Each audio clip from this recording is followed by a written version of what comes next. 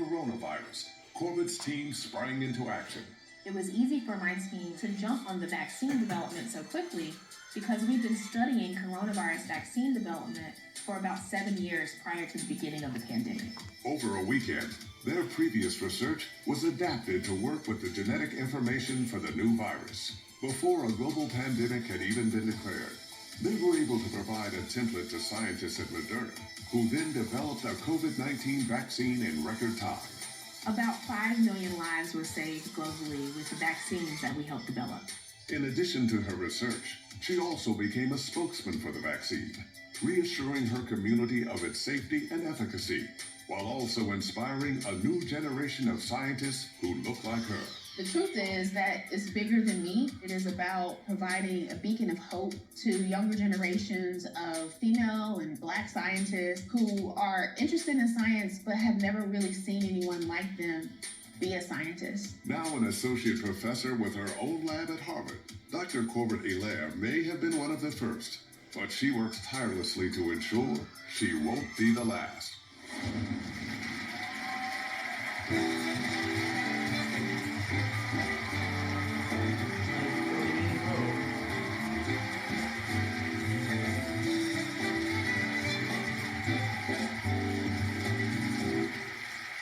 Thank you so much to all of you.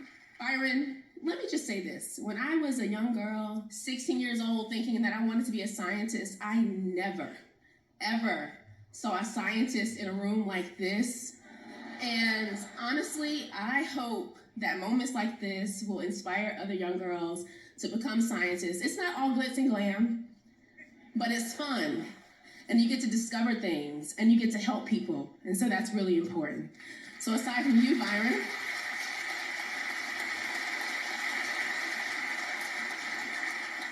I also want to thank God, as always. Thank you, God, for listening to my praying grandmothers. Thank you to my husband, my man, for supporting me through the ups and downs of the vaccine response, for sticking it out with me so that we can be here. My work on the COVID-19 vaccines comes with a lot of blood, sweat, and tears, of course, and it comes with the help and support of many people. It'll be too many to name, but firstly, I want to thank my mentors. My first mentor, Dr. Albert Russell, was a Black man, and when I walked in that lab when I was 16, I saw myself, and that is the reason why I'm a scientist today. So thank you, Dr. Russell.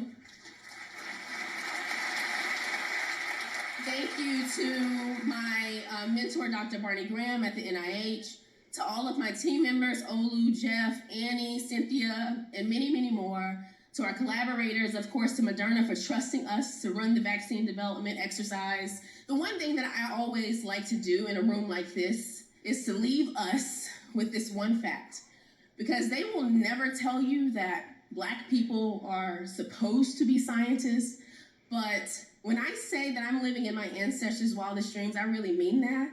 The smallpox vaccine comes from a technology that was brought over on a slave ship. Onesimus was an enslaved man in Boston, and that is the reason why the smallpox vaccine existed. So these brains that we have, science and technology would not exist without Black people.